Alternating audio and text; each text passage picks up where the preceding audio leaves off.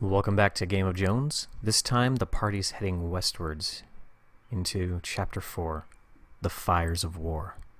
True to Eli's word, the party soon encounters a mountain of a man named Barrett. Barrett Armstrong trained with Eli in the army, and eventually was recruited into an elite group known as the Sons of Ares. They worked as a sort of black ops unit, working assassinations, monster slaying, and other off-book operations.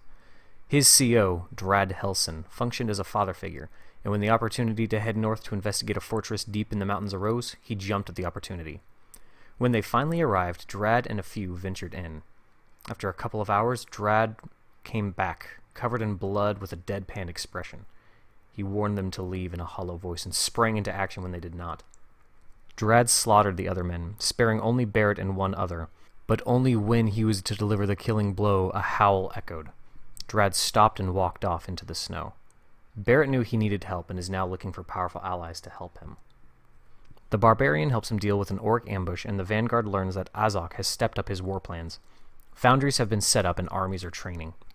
It's time to head west and put an end to his games. On the way is Ballast, a small farming town. A string of missing people and murders has set the town on edge. The party tracks the clues to a young girl named Ali Gondrin and her pet wyvern, Stripe. The victim's wounds don't match up, however, and the party investigates further and discovers a she-werewolf is to blame. In the battle, both Barrett and Toril are infected. Amnon is successful in curing Barrett, but Toril refuses. With the days counting down to the next full moon when the transformation will be complete, the party arrives in West Cairn, Kirk's home.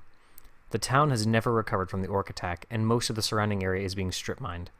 Azok had attacked the village to get at the natural resources in the nearby country. The townspeople who stayed have been forced to mine by a mercenary group from Cryptiana. The group is led by Arkela Sarm, heiress to the Sarm dynasty. She enjoys the misery of others and has a propensity for fire. The party avoids her and investigates a temple underneath the city dedicated to the old gods. Afterwards, the party runs into Arkela, who reveals that she's an opportunist. If the vanguard poses a good chance of dethroning Azok, she may be persuaded to switch sides. Her only fee is 6 stones used for teleportation that Azok uses for his troops. That evening, Bra'an, one of Azok's generals, rides into town with a posse to collect the latest supplies. He learns that Kirk is near and challenges him. Kirk fights for his life against the warg-riding orc chieftain, but is only kept on his feet by his party members secretly healing him. Shortly, the other orcs are dispatched and Arkela points them towards a foundry on the coast, where Azok uses the materials gathered to create his war machines. The vanguards stop off and tryst for a while, seeding businesses and sharing the Book of Creation with the church. Now it's been shared with the Resistance in Neverwood and in Tryst. The news that Alphanus has been a corrupt version of the god Faven is catching like wildfire. The vanguard moves on to the coast, but Toril slips away in the night, fearing what he might do to his friends upon the full transformation. Saddened but ready to take down Azok's forces, the vanguard assault the foundry, destroying a siege spider as well as freeing a small gnomish pyromaniac named Ignatius von Brandt. Iggy is a wizard from a noble house in Corin. He harbors great disdain for the dusty lives of his family and has decided to go out in the world to sow his wild oats. He prefers inventing and creating to the aristocracy. On his travels, he was kidnapped by an orcish war party and forced to create weapons and armor for the marauders. The armies have been using a series of teleport stones to move personnel and war machines. Arkela leaps in, forcing the party to follow. Now the party is trapped deep in the heart of a mountain, surrounded by thousands of orcs and weaponry. The chamber they are in are empty, but they trip an alarm, and War Chief Azok Lar himself arrives, riding a winged draconic beast. The vanguard and Arkela sneak through the warehouse and escape via another teleportation stone. This leads to Toril's old monastery, ruined, and now the site of Azok's troops' training ground. Azok's war general Drak discovers them, but contrary to their expectations, expresses discontent with how Azok has been handling the situation. Not all orcs are willing to invade Haven. They simply wish to live in peace.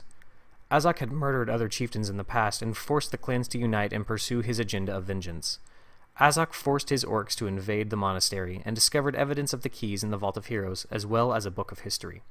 He found the shield and wielded it in battle. The loyal troops to Azok are slaughtered and the rest prepare to invade Azok's fortress. Cutting the head off the snake will end the war before it even begins. So the party invades, thousands of orcs at their back.